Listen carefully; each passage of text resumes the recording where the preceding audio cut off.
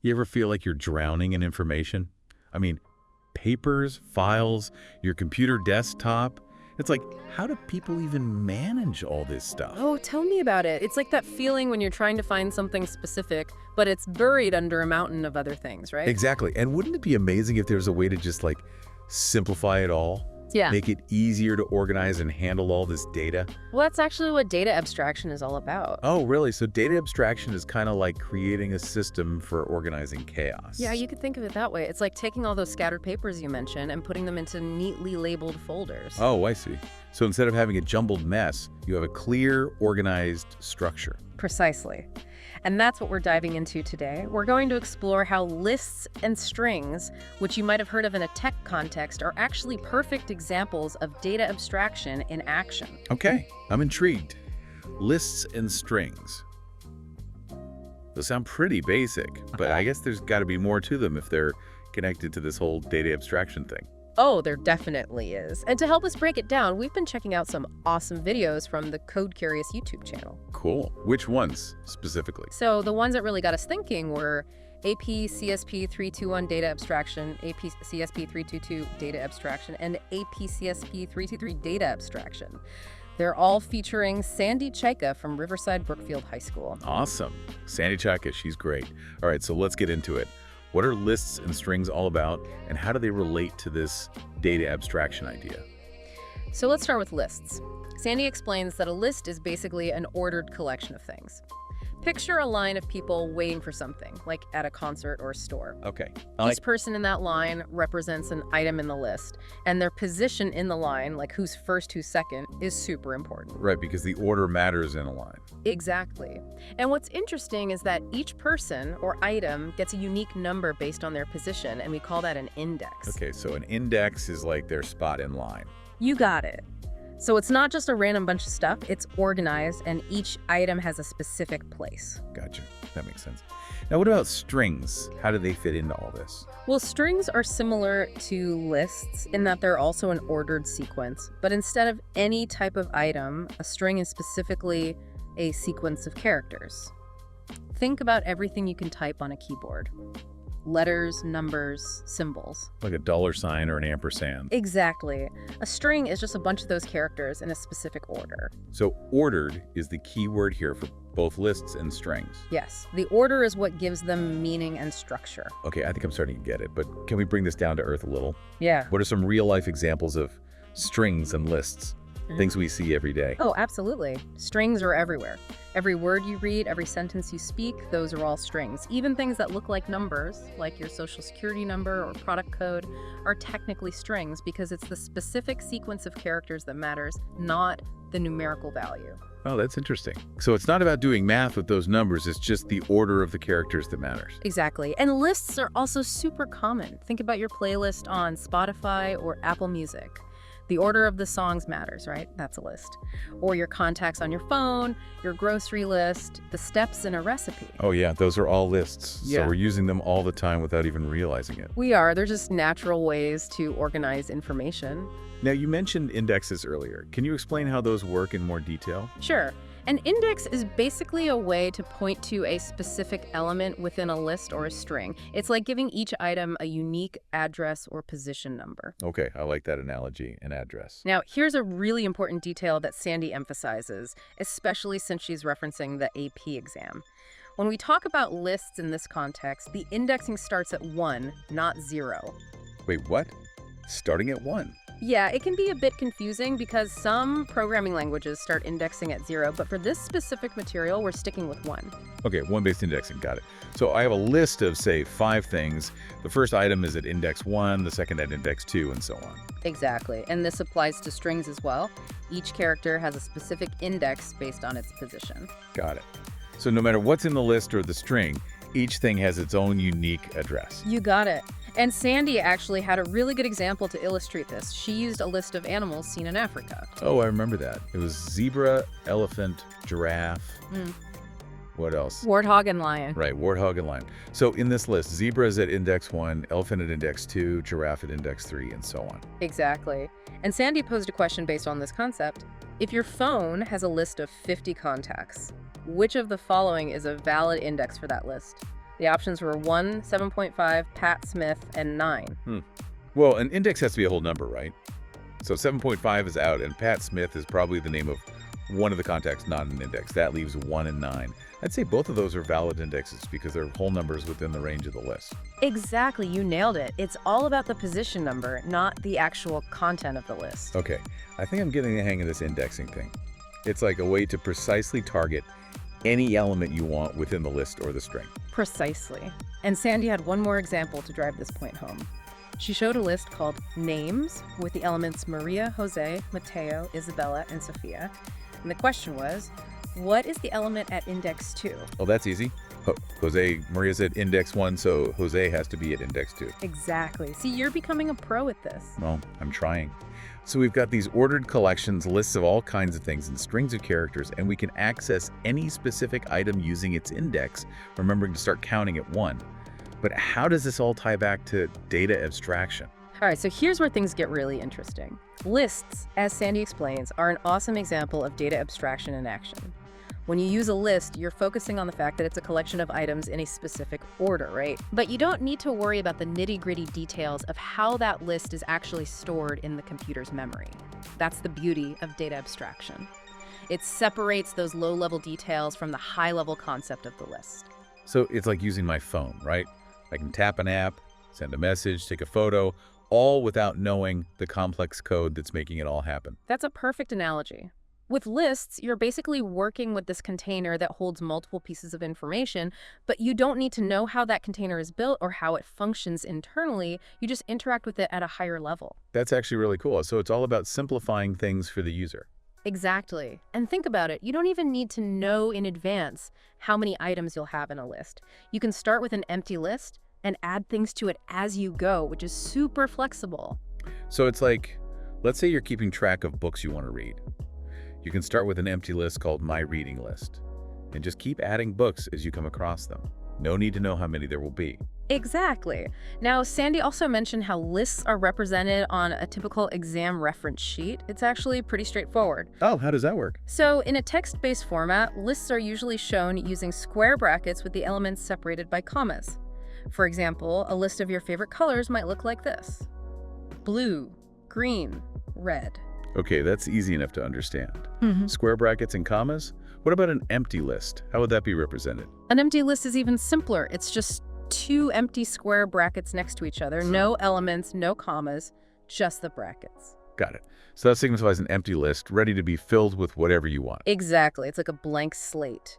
Now, what if you want to copy all the items from one list to another? Sandy gave an example of moving students from Class B to Class A. Oh, yeah, I remember that. How does that work? Do you just, drag and drop them? Well, in this context, you're essentially assigning the entire contents of one list to another. So if you have a list called Class B with a bunch of student names, and you assign that to a list called Class A, then Class A will now hold all those same names from Class B. And anything that was originally in Class A gets completely replaced. So it's a total takeover. The old contents are wiped out and replaced with the new ones. Yep. Think of it like pouring the contents of one container into another. The original contents get replaced by what you poured in. Oh, that's a good way to visualize it. Yeah. And I remember Sandy had some practice questions to test our understanding of this, right? She did. The first one had a list called Scores 1 with the values 10, 20, and another list called Scores 2 with 30, 40. The question was, after assigning the values of Scores 2 to Scores 1, what would Scores 1 contain? Oh, I think I remember this. So basically, Scores 1 would be completely overwritten, and it would then contain 30, 40, right? Exactly. The original 10, 20 is gone, replaced by the contents of Scores 2. And there was another one, a bit trickier, where you had two lists, list A with Sam, Ann, and list B with Jamal, Tamara. And you first assign the values of list A to list B, and then you assign the values of list B back to list A. What happens in the end? Ah, yes, this one's a bit of a head-scratcher. Let's break it down step by step. First, you assign the values of list A, which are Sam, Ann, to list B. So now list B also becomes Sam, Ann, replacing Jamal and Tamara. Okay, so far so good. List D is now Sam, Ann. Right. Now the second step is where it gets interesting. You're assigning the current value of list B, which is now Sam, Ann, back to list A. So in the end, both list A and list B will contain Sam, Ann. Whoa, so even though you're assigning back and forth, the final result is that both lists end up with the same content. It's like a mirroring effect. You got it.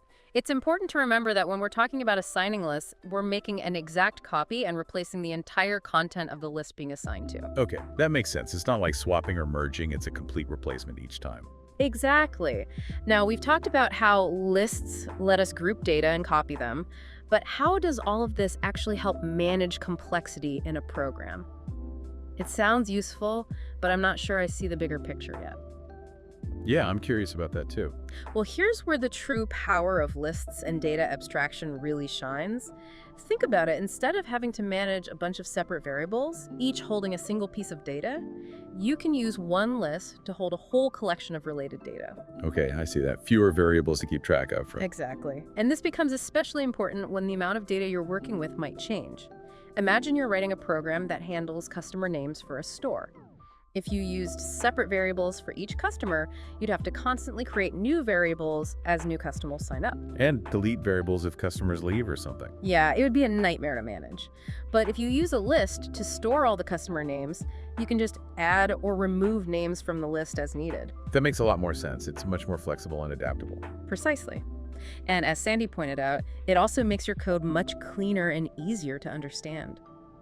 Instead of having hundreds of variables with cryptic names, you have one meaningful list name that represents all the customer names. Oh, I see how that would be way easier to read and work with.